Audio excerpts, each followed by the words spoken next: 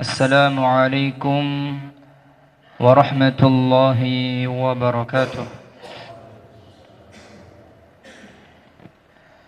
الحمد لله رب العالمين، وبه نستعين وعلى أمور الدنيا والدين.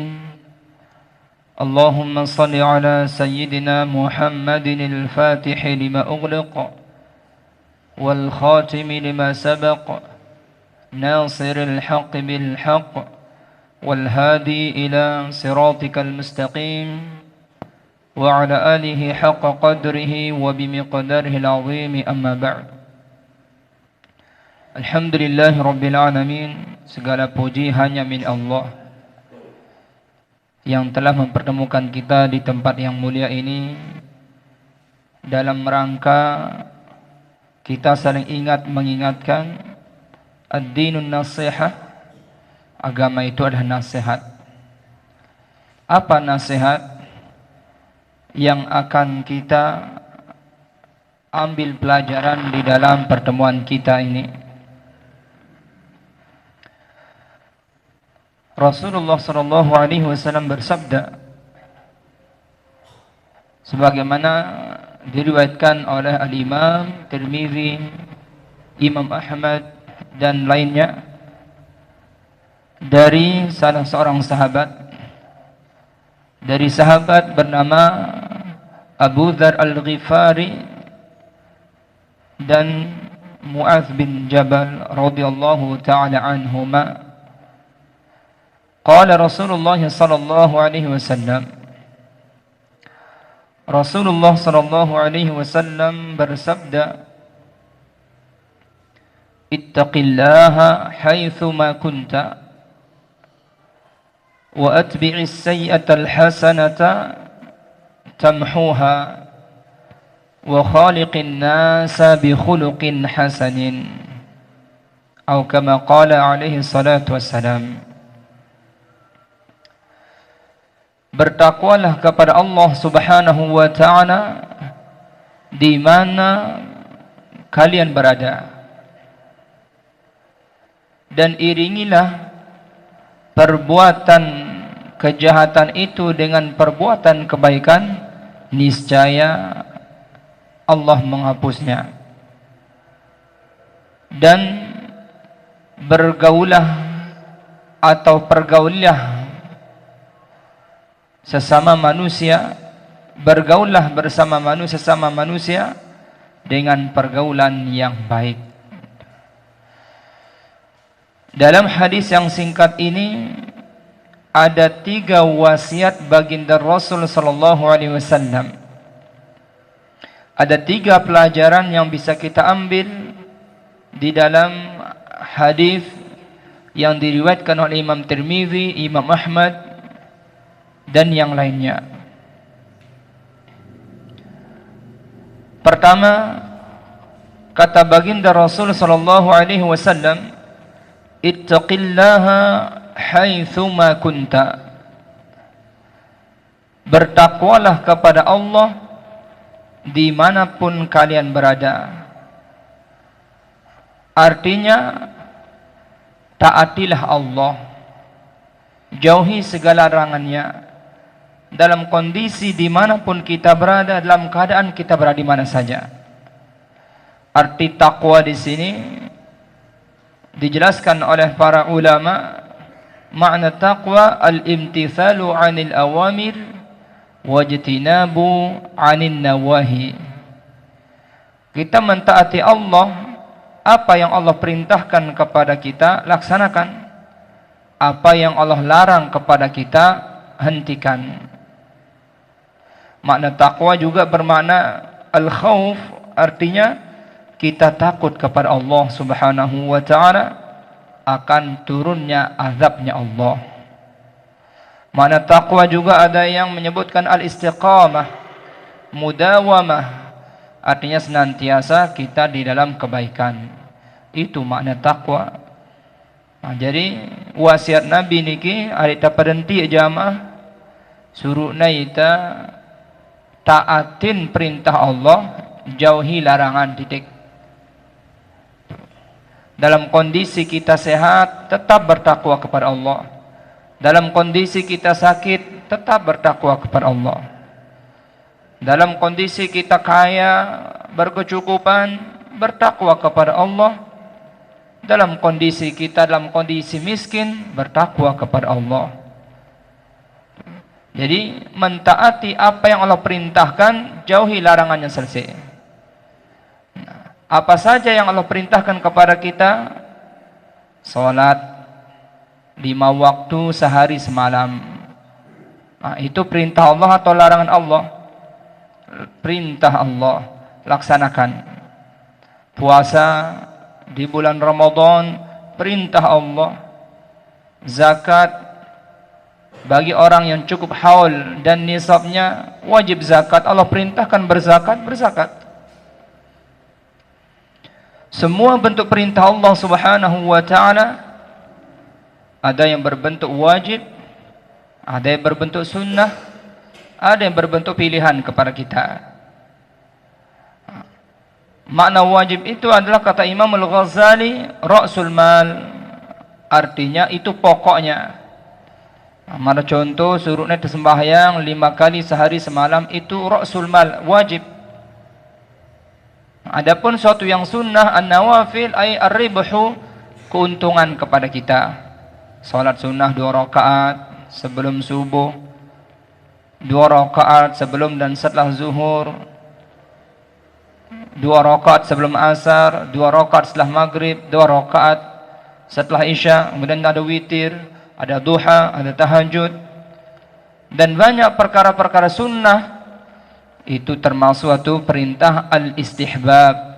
Barang siapa yang mengerjakannya, mendapat keuntungan bagi orang itu. Barang siapa yang melalaikannya, rugi orang itu. Ada juga perintah Allah berbentuk al-ikhtiyar, al-ibahah. فَإِذَا قُضِيَتِ الصَّلَاةِ فَانْتَشِرُوا فِي الْأَرْضِ وَابْتَغُوا مِنْ فَضْلِ اللَّهِ. Apabila kita sudah selesai sholat, melaksanakan ibadah, silahkan beraktivitas, lanjutkan kegiatannya. Yang mau berdagang silahkan berdagang, yang mau ke sawah silahkan ke sawah. Itu ikhtiar bagi kita. Tapi tetap dalam kondisi kita, wazkurullaha katsira la'allakum tuflihun.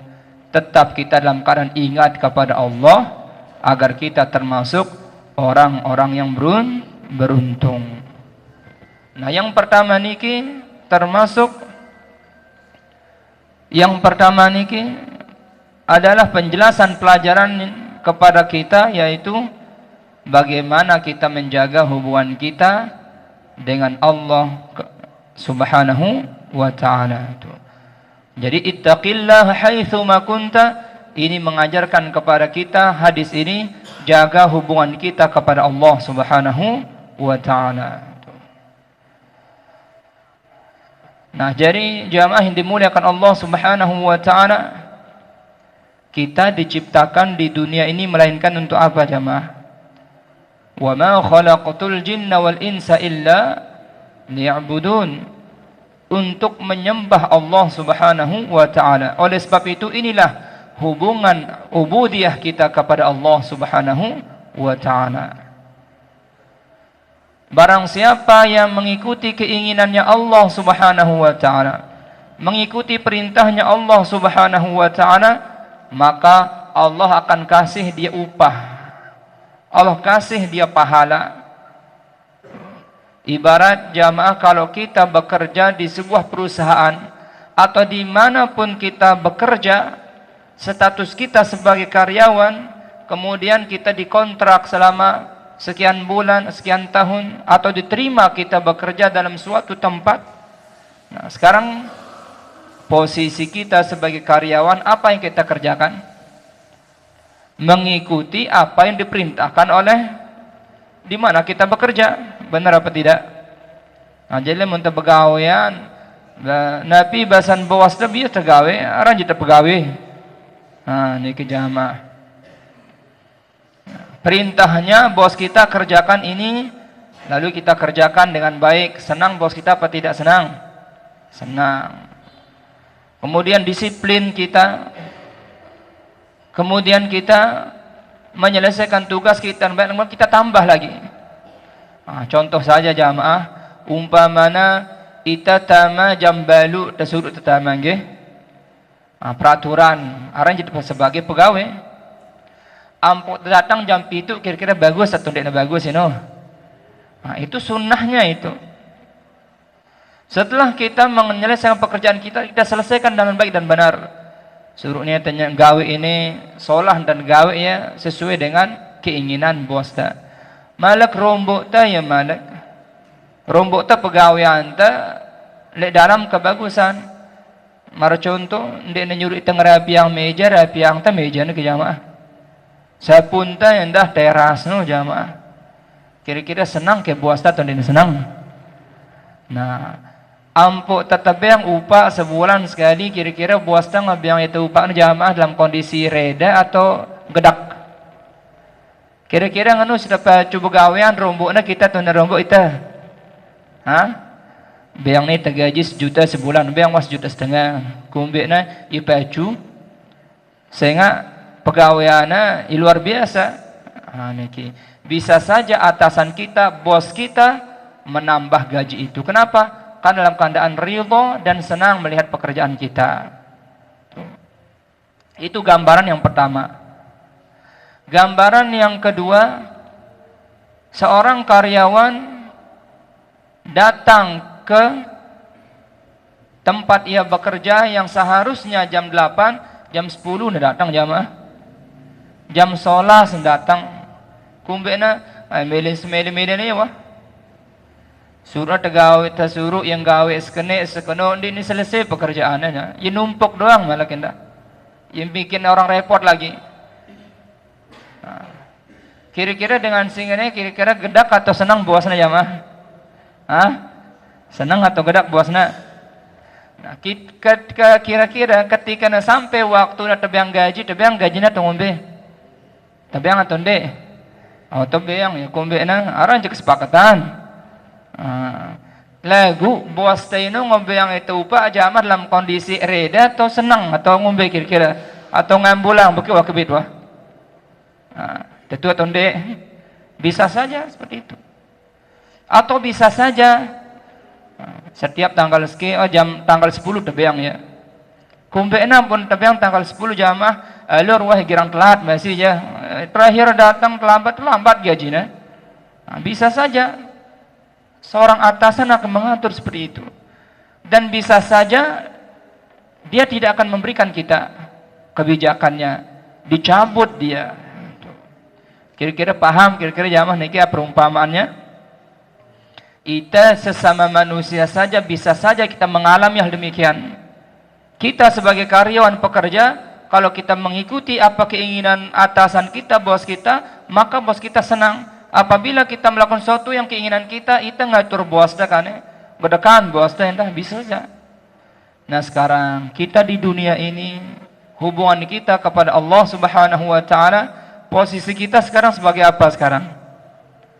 Jamaah, sebagai Tuhan atau sebagai hamba? Sebagai hamba. Apa itu hamba?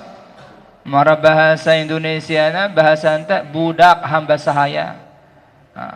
Tahu pelungguh dah ke budak. Siaran budak itu apa pegawaian budak jamaah? Pokoknya nenggawe apa songkat tuana itulah pekerjaannya. Bahkan seorang budak itu maluhu li sayyidihi.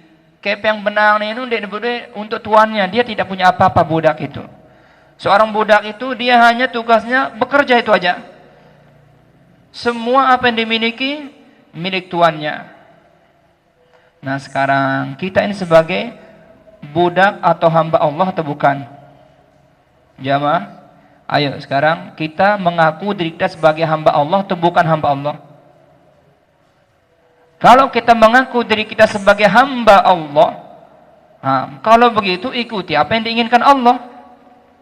Semua apa yang kita miliki milik siapa? Milik Allah Subhanahu Wa Taala. Kira-kira bisa tidak kita berpikir hal demikian?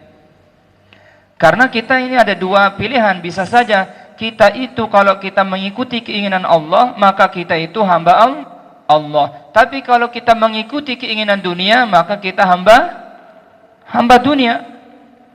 Nah sekarang, kita ini bekerja sekarang di dunia ini, ditugaskan oleh Allah. Apa pekerjaan kita sebagai hamba Allah? Allah perintahkan kita salat 5 waktu, salat 5 waktu. Allah perintahkan kita berpuasa di bulan Ramadan, berpuasa di bulan Ramadan. Allah perintahkan kita menuntut ilmu, datang menuntut ilmu. Allah perintahkan kita sambung silaturahim, sambung silaturahim. Allah perintahkan kita berbuat baik kepada kedua ibu bapak kita, kerabat kita, tetangga kita. Laksanakan apa yang diinginkan Allah. Nah, itu namanya kita bertakwa kepada Allah Subhanahu wa ta'ala. Lalu semua milik kita ini milik Allah Subhanahu wa ta'ala. Nah, kalau kita sudah merasa menjadi hamba Allah, nah, diupah kita oleh Allah sekarang. Apa bentuk upahnya Allah kepada kita? Wa may yattaqillaha yaj'al lahu makhraja. Tuh satu.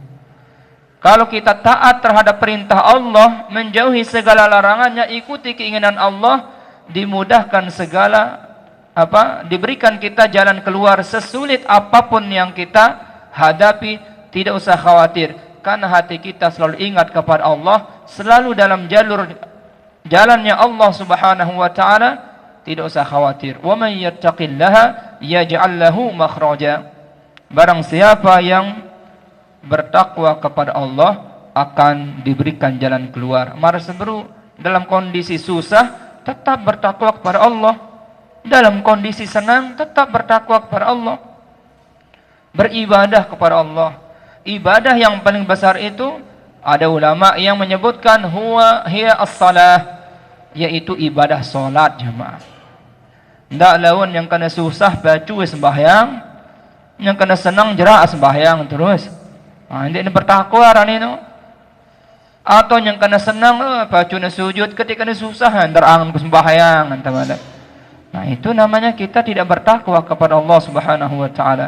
Dalam kondisi apapun tetap kita bertakwa. Mari seberu, fa idza qudiyatis shalah, apabila kita selesai salat, kerjakan aktivitas masing-masing. Allah tidak larang kita berdagang, Allah tidak larang kita bekerja, tapi jangan sampai meninggalkan hak-haknya Allah Subhanahu wa taala. Itu namanya kita berbuat adil kepada Allah. Lagu laman tebegawian luntung di sembahyang ini, itu kita tidak berbuat adil sama Allah namanya. Ittaqillaha haitsuma kunta. Jelas jemaah? Setelah itu orang yang bertakwa dikasih upah oleh Allah. Ada hitung-hitungannya jemaah. Wa yarzuquhu min haitsu la yahtasib. Rezekinya datang dari jalan yang tidak disangka-sangka. Kita pacu-pacu ibadah wah jalan aktivitas, maka diberikan kita rezeki dari jalan, dari arah yang tidak disangka-sangka. Rezeki itu jamaah nendek ta nendek ta bentuk gambaran kepeng benang doang, bukan itu saja rezeki jamaah. Nah, ada rezeki berbentuk uang. Barang siapa yang bersedekah dilipat gandakan sebanyak 10 kali lipat. Nah, bukannya begitu? Nah, dengan kita bersedekah dilipat gandakan 1:10. Jangan kita bercita-cita ketika bersedekah uang 100.000, mana uang itu sekarang yang 1 juta karena dilipat gandakan sebanyak 10. Nah, bisa saja berbentuk uang yang Allah berikan kepada kita. Bisa saja rezeki itu berbentuk kesehatan. Bisa saja rezeki itu berbentuk anak-anak yang saleh dan salehah. Dan bisa saja rezeki itu turun ridha Allah yang menenteramkan jiwa ketenangan kita.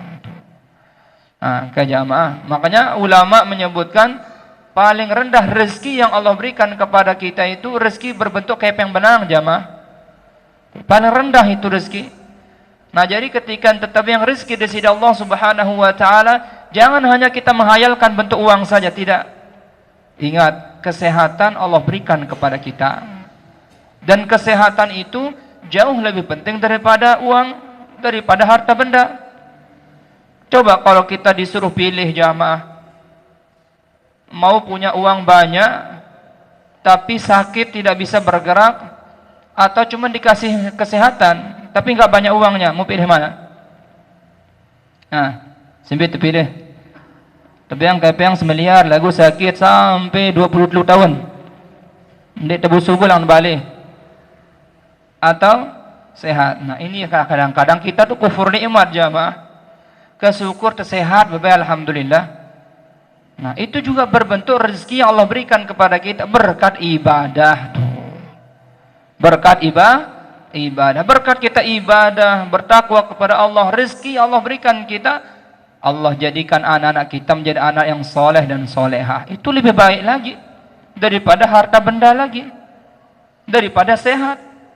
Alur was kata sakit jamah lagu bijan jadi pelungguh dah soleh dan solehah, taat kepada ita, patuh di ita, doa yang naik ita kira-kira senang atau ndek. Nah, walaupun dah sakit, tapi Allah berikan kita anak yang soleh ente mati doang tetap na doa yang ada jamah, benar. Itu rezeki itu namanya, berkat kita bertakwa ibadah kepada Allah. Kemudian bentuk rezeki yang paling besar kata ulama, Al-Imam Sya'rawi yang mengatakan rezeki yang berbentuk redha Allah. Apabila Allah sudah menurunkan redha-Nya kepada kita, maka Allah akan berikan kejutan-kejutan yang luar biasa kepada kita. Menjadikan apabila rezeki itu datang kepada berbentuk harta benda, maka Allah jadikan harta benda kita cukup. Apabila rezeki itu datang kepada kesehatan kita, Allah berikan kita kekuatan. Apabila rezeki itu jatuh kepada anak kita, insya Allah menjadi anak yang soleh dan soleha. Apabila rezeki itu turun kepada kita dalam jiwa hati kita, maka tenang kita. Nah, rezeki tenang itu yang paling besar jamaah. Biaraan ka ita sakit, ita tenang, membidak na jamaah. Luwe kepe yang tas miliar, 2 miliar, lagu ita tenang jamaah. Nyaman kita menikmati harta itu. Kemudian banyak anak-anak kita nakal, semua bikin masalah setiap hari, setiap malam. Tidak tenang kita. Makanya rezeki yang paling besar itu adalah rezeki ketenangan. Bagaimana caranya Pak Ustadz kita meraih rezeki ketenangan itu? Oh, gampang.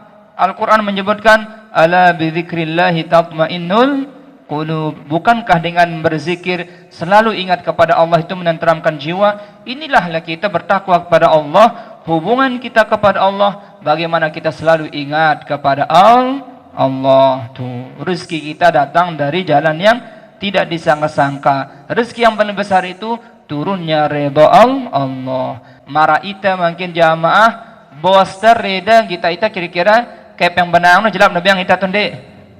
Oh, begitu makanya atasan kita itu reda melihat kita, pekerjaan kita, gaji 1 juta, alurah biang 3 juta wasana kaduan bikin lah ya. Kita ajak dia kalau bisa tahun ini haji ya. Bisa begitu jamaah? Ada seperti itu? Pernah banyak. Tuh, seorang karyawan luar biasa, pekerjaannya senang, atasannya gajinya cuma 1 bulan tuh 1 juta, dinaikkan haji gratis tuh 30 jutaan itu. Tuh, makanya kenapa? Redo dia atasannya. Sekarang bagaimana kita mendapatkan redha Allah Subhanahu wa taala? Karena bisi tegawe niki, inna salati wa nusuki wa mahyaya wa mamati lillah. Ka apa sembahyang ta, ibadah ta, hidup dan mati kita itu sudah serahkan, itu adalah semuanya karena Allah Subhanahu wa taala. Baru kita senang Allah. Namun tebegawian doang manyun kita lejul bos mal suruh tandek temele, itu ciri-ciri orang abot ndek na ikhlas na begawian. Nah, begitu juga ketika kita diperintahkan oleh Allah, ikhlaslah karena Allah Subhanahu wa taala diberikan rezeki.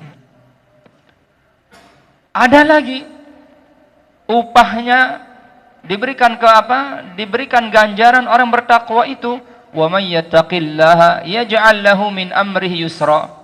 Saya pacu ibadah tekun ibadah hubungan dijaga kepada Allah Subhanahu wa taala, dimudahkan segala urusannya, yakin saja. Kenapa? Allah selalu memperhatikan kita. Kenapa kita selalu ingat kepada Allah, menunaikan haknya, dimudahkan urusan kita, yakin. Ada lagi, ada. Wa may yattaqillaha yukaffir anhum sayiatihim wa yu'dhim lahu ajra. Barang siapa yang bertakwa kepada Allah, ini nikmat yang besar nih, diampuni kesalahan kita, diampuni dosa-dosa kita, lalu diberikan kita pahala yang besar. Tuh jamaah. Nikmat ini kalau kita meninggal dunia dalam kondisi kita tidak punya masalah sama Allah, diberikan pahala oleh Allah. Kira-kira bagaimana jamaah? Senang apa tidak? Tuh, makanya jaga hubungan kita kepada Allah, jangan kita meninggal dunia dalam keadaan murka Allah. Mari kita meninggal dunia dalam keadaan redha Allah. Ya ayyatuhan nafsul mutmainnah, irji'i ila rabbiki radiyatan mardiyah, fadkhuli fi ibadi wadkhuli jannati. Ada lagi upahnya, ada. Wa may wattaqullaha wa yu'allimukumullah. Baju-baju ibadah gawe embesi kemelian Allah Taala, wahang gawe embesi sidin Allah Taala, Allah akan mengajarkan kita ilmu tuh. Kayak berkata, bertakwa, beribadah kepada Allah, ajarna itu sedikit Allah Subhanahu wa taala. Tuh. Luar biasa apa tidak jamaah? Luar biasa. Nah, jadi pertama Nabi Muhammad sallallahu alaihi wasallam mendidik kita, mengajar kepada kita bagaimana kita selalu menjaga hubungan kita kepada Allah dengan tetap baik hubungan kita. Ndak laun ndik temeling ngikutin kemela Allah Taala balur wah ka gawe wah tu no. Masih ja no ndik na pacu sembahyang keluar ke yang menang na anta. Tetangga no ngono pamana. Ndak nyebut tetangga dan kafir doang wah 15 tingkat balen ndik sembahyang. Bahkan ndik nyembah Allah Taala ndak. Jangan hanya uang saja membuat kita bahagia. Uang itu tidak menjamin kita kebahagiaan. Yang menjamin kita kebahagiaan adalah hati yang tenang, jiwa yang senang. Itu yang bikin bahagia. Mumpung bebeli balin ta, lagu perasaan ta, ya sedih doang, tertekan, kira-kira kita nikmati rumah yang besar itu. Mumpung besolah jangan teh tempat keluar, jangan lagu angan teh nyesak doang, 4 manuk dan baik jamaah. Lagu dah bagus, angan ta solah, angan ta jamaah, daun kelor, mayat yang sambil totok imai doang, apalagi malak manuk buih sita. Nah, itulah.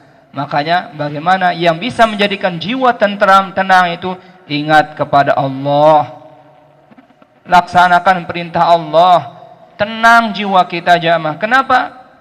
Karena kata Allah Subhanahu wa taala dalam hadis qudsi, saya ngikutin kemeleku, ku nanggungnya, wah ku cukupin apa segala, nah tenang wah. Tuh.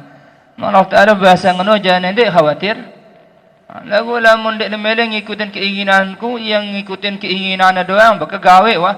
Lagu kau yang kesusahan doang bahasa Allah Taala.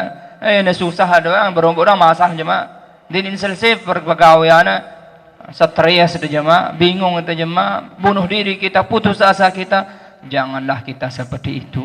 Kesyukur bi alhamdulillah Allah Taala si murahna li tajamah.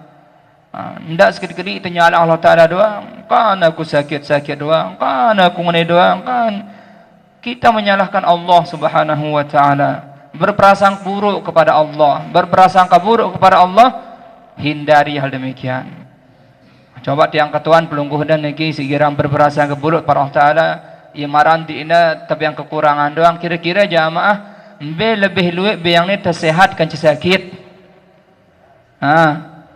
Be jamaah si kanan dulu. Be luwean be yang nikmat sehat atau nikmat sakit. Selama seminggu ni pira jelo tersakit. Selama sebulan pira jelo tersakit. Baru terekang ya.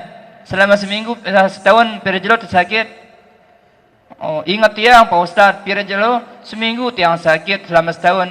Baik selama setahun itu berapa hari? 360 hari, cuman seminggu. Menandakan bahwa Allah itu subhanallah lebih banyak nikmat sehat yang Allah berikan kepada kita. Cuman yang masalahnya bikin kita kekurangan, serba kekurangan. Kita tidak pandai bersyukur terhadap pemberian Allah Subhanahu wa taala. Kayak ngono jamaah, Allah Taala luar biasa pemurahna. Ndik na tersembah doang, beyang na rezeki. Ke kita dan kafirno tetap nemangan dan mangan basasak niki. Dengan kafirno luwe pegawai apa na luwe gajinan dah. Arak ya. Ke ngono bahasan dan Nabi Muhammad sallallahu alaihi wasallam de nara nandingin sahabarna Allah taala. Ngono sina terjariang Allah taala berdua bapak, berdua anak, berdua ibu bahkan disekutukan tetap nabiang searang panjang nah Allah taala kok luar biasa. Kita ini dengan kira-kira ya maran kejogang doang wahang bangun seminggu ngentang terus. Nah, tapi subhanallah. Nah, inilah Tuhan kita Allah Subhanahu wa taala. Mari kita selalu dekat dengan Allah Subhanahu wa taala. Membaca dan terdekat kane sila terpacu beribadah kembe si kembali Allah taala semampu kita untuk melaksanakannya. Mbe sin larang sin Allah taala berusaha jangan sampai mendekatinya. Insyaallah. Pertama, sesulit apapun dia memiliki masalah, Allah bantu dia. Allah akan berikan jalan keluar. Allah berikan rezeki dari jalan yang tidak disangka-sangka. Allah ampuni dosa-dosanya. Diberikan pahala yang besar. Diajarkan ilmu oleh Allah Subhanahu wa ta'ala. Jika Allah sudah mengajarkan ilmu, ilmu apa yang paling besar diajarkan? Hidayah Allah. Ihdinas siratal mustaqim. Diberikan kita taufik hidayahnya. Jadi kalau Allah sudah berikan kita hidayah dan taufik, tidak ada satupun di dunia ini bisa mencelakakan kita. Apabila Allah mengangkat kita, tidak ada satupun yang akan menjatuhkan kita, mencelakakan kita. Tapi apabila Allah menghinakan kita, menjatuhkan kita, tidak ada satupun yang bisa mengangkat kita. Nah, makanya mari kita selalu bertawakal kepada Allah. Nah, ini sekarang akidah kita jangan terlalu kita lebih fokus kepada makhluk sekarang. Kita kadang-kadang lebih takut kita tiba bosda daripada Allah Ta'ala. Namun bosda nyuruh datang jam 7 ditebani telat. Coba suruh sembahyang subuh jam balu telat sembahyang. Kayak niki jadi masalahnya karena kita silap daripada anu diri kita muhasabah. Ndik yang sebut pelunggur niki orang soleh-solehan insyaallah nggih. Anu dengan sejauh-jauh mungkin naudzubillah yang tidak mendapat petunjuk. Nah, dari ini saja bagaimana kita akan diberikan keberkahan oleh Allah. Nah, kenapa kita lebih fokus mencari rezeki di hadapan orang daripada yang memberi rezeki? Hati-hati makanya jamaah, Allah itu bisa mencabut rezeki kita, bisa mengundurkan rezeki kita, bisa menunda kesuksesan kita, tergantung bagaimana adab etika kita kepada Allah Subhanahu wa ta'ala. Kan mengenai doang nasib kundi ya itu undur-undur doang segala. Kita kembali, ada apa dengan diri kita dulu? Bukankah Allah menyebutkan iyyaka na'budu wa iyyaka nasta'in? Sembah Allah dulu baru minta pertolongan. Itu ngendeng-ngendeng doang tidak ibadah. Bagaimana kita akan diladeni? Tuh.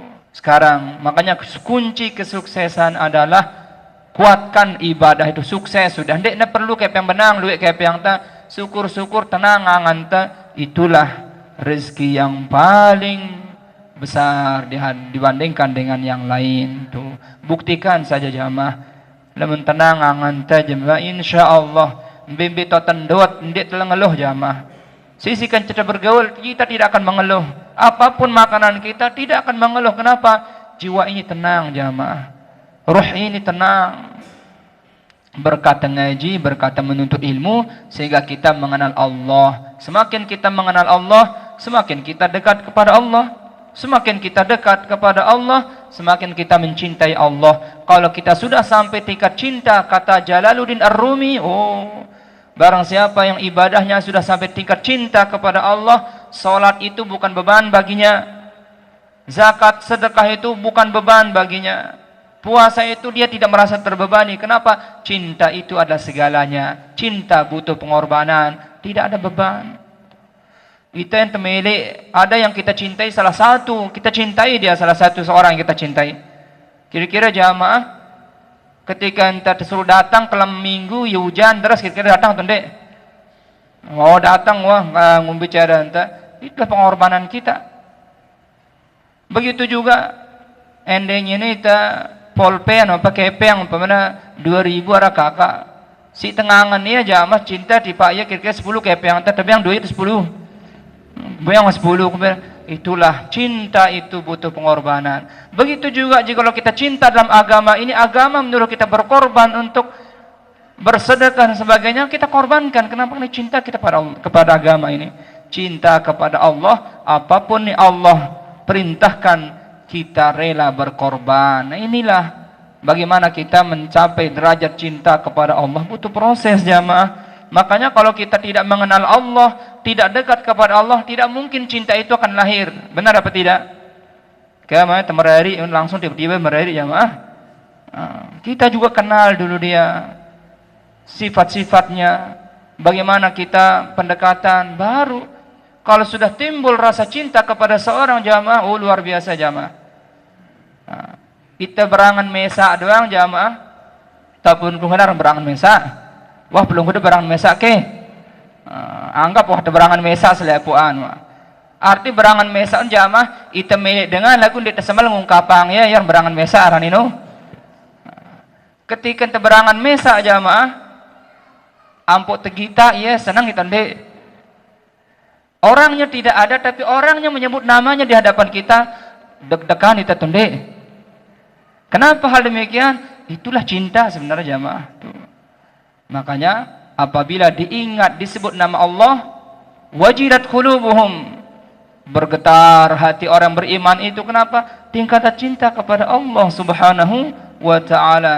No, makna cinta jamaah kemar sebut mungkin dek man sampai ngono. Alhamdulillah berkat ngaji kane bagaimana kita menjalankan perintah Allah dengan penuh cinta kepada Allah. Jadinya gawe wah pegawaian teh perintah Allah dengan rasa cinta dan ikhlas. Itu dia kata Imam Jalaluddin Ar-Rumi, orang yang sudah sampai cinta mahabbah kepada Allah. Dia tidak menyadarkan diri, disuruh tarawih 20 rakaat ada rombok bermain wah. Itu sudah tingkatan cinta, sudah itu nikmat kita jamaah. Terakhir jamaah terombos ini ya. Baik, yang kedua, singkat-singkat jamaah. Yang kedua, wasiat Nabi kita Nabi Muhammad sallallahu alaihi wasallam, atau pelajaran apa yang bisa kita ambil dari hadis yang tadi? Wa atbi'is sayyi'atal hasanata tamhuha, iringilah perbuatan kejahatan dengan perbuatan kebaikan, niscaya akan diampuni. Apa faedahnya melakukan pahala? Karena pahala itu adalah kalau kita kerjakan dia berbentuk pahala, pekerjaan pahala, kita berniat saja dapat pahala kita. Berniat saja dapat pahala jamaah. Lalu kita mengerjakannya kata Nabi, maka dilipat gandakan sebanyak 10 kali lipat. Kalau kita melakukan kemaksiatan, niat kita mau melakukan kemaksiatan, belum dicatat bahwa kita itu sedang bermaksiat. Tapi setelah kita melakukannya, dicatat cuma 1 maksiat. Artinya apa? Kalau kita melakukan maksiat, segera berbuat kebaikan, bertaubat kepada Allah, salat, taubat, bersedekah dan apapun yang bisa kita lakukan. Nah, kenapa bisa terhapus kejahatan itu? Saya ingat lamun tanggawi kejahatan sikit tereke yang jamaah. Lamun tanggawi pahala pira? 10. 10 kurang sikit pira? Siwa. Artinya ada alasan kita nanti pada hari Yaumul Mizan ditimbang amalan kita, lebih banyak dosa kita atau lebih banyak pahala kita, itu masalahnya.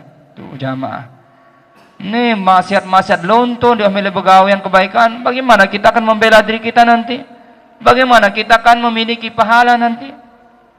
Tuh. Apabila, ada yang ulama mengatakan, lamun ditemele jerih gawe maksiat lonto aran jit lemah, jangan lupa untuk melakukan kebaikan. Tuh.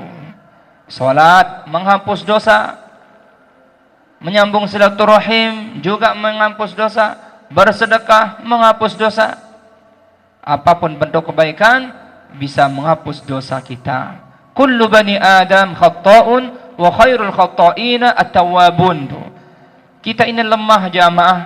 Setiap manusia pasti pernah merasa bersalah. Yang tidak pernah merasa bersalah, tolong angkat tangan di tempat ini. Yang tidak merasa dosa, tidak pernah melakukan dosa di tempat ini, tolong. Ada yang bisa mengangkat tangan di sini? Semua kita mengaku di kita itu Tidak ada yang bersih sekarang. Kita banyak dosa sekarang. Tuh, sebaik-baik orang yang berdosa, makanya khata'un artinya adalah khata' salah. Artinya sigat mubalaghah, artinya saking banyak kesalahannya mendatangkan dosa dia jamaah. Jadi dosa doang gawe. Tadi teman sebagai manusia khilaf. Salah, berbuat dosa itu wajar. Tapi sebaik-baik orang yang berbuat dosa, berbuat kesalahan, at-tawwabun, orang yang bertaubat. Maknanya at-tawwabun di sini bitasydid, dengan tasydid sigat mubalaghah, artinya bisa diartikan Allah sangat senang kepada orang-orang pendosa yang benar-benar bertaubat tuh. Jadi itu hikmahnya kita melakukan dosa jamaah, ngenus tenggawi dosa jamaah, kita sesali perbuatan kita, kita bertaubat kepada istighfar. Lagi kita melakukan kejahatan, tetap bertaubat kepada Allah. Lagi kita melakukan kejahatan karena khilaf kita, tetap bertaubat kepada Allah. Semakin kita tidak bosan meminta ampun kepada Allah, Allah tidak bosan untuk memaafkan kesalahan kita. Tuh. Makanya di sini orang yang pendosa besar, jangan berputus asa dalam merah kepada rahmat Allah. Qul ya ibadiyalladzina zalamu ala anfusihim la taqnatu min rahmatillah. Tuh, katakan kepada orang-orang yang melampaui batas dalam kejahatannya itu, jangan putus asa dari rahmat Allah. Ngumbe-ngumbe belik dosa entah, walaupun sampai langit kepitu lebih belik malak, rahmat Allah jauh lebih besar jamaah. Nah makanya kita ini selalu merasa berdosa, tetap kita beristighfar, tetap kita bertaubat kepada Allah. Itu yang Allah cintai daripada banyak sujudnya kepada Allah, banyak ibadah kepada Allah, tapi tidak merasa berdosa. Lebih baik kita, walaupun kita mungkin merasa banyak ibadah kita kurang, tapi kita menyesali perbuatan kita, kita bertaubat kepada Allah, kita istighfar pada Allah. Itulah khairul khata'in at-tawwabun. Sebaik-baik orang yang berdosa, ia bertaubat kembali kepada Allah. Itu yang Allah cintai. Tuh. Daripada kita merasa tidak punya dosa. Na'udzubillah. Nah, pelajaran yang bisa kita ambil dalam hadis ini yang kedua, yaitu mengajar, mendidik kepada kita menjaga bagaimana hubungan kita dengan diri kita sendiri. Bagaimana kita menjaga diri kita dari siksa api neraka. Kangen teke derita atau tidak kangen jamaah? Kangen teke derita atau tidak kangen derita? Milit kita neraka. Mele tersiksa oleh kubur. Dia temele kalau begitu. Ketekangan derita paling tidak, luwe-luwe ista bertaubat. Baju-baju terperhatian derita, kesehatan tadi perhatian ya. Ruh kita perhatikan, makanannya zikir, baca Quran, salat dan sebagainya. Kemudian bagaimana akal kita juga kita isi dengan menuntut ilmu. Insyaallah. Nah itu caranya kita menjaga bagaimana hubungan kita dengan diri kita sendiri. Tidak ada perhatian kita dengan doang perhatian, ada perhatian diri kita jamaah. Qad aflaha man zakkaha wa qad khaba man dassaha. Sungguh beruntung orang yang mensucikan jiwanya, sungguh rugi orang yang mengotori jiwanya. Kemudian yang terakhir, pelajaran yang bisa kita ambil dalam hadis ini adalah wa khaliqin nasa bi khuluqin hasanin. Bagaimana kita bergaul dengan sama manusia dengan pergaulan yang baik. Mene kepelungguh dia berdua akhlak yang baik. Mene kita seolah adapta etikanta mene tunde. Mun temile sila te ikutin Nabi Muhammad sallallahu alaihi wasallam. Kumbe nampo te ikutin Nabi sehingga Nabi Allah utus di dunia ini liutammim makarimal akhlaq, untuk menyempurnakan akhlak.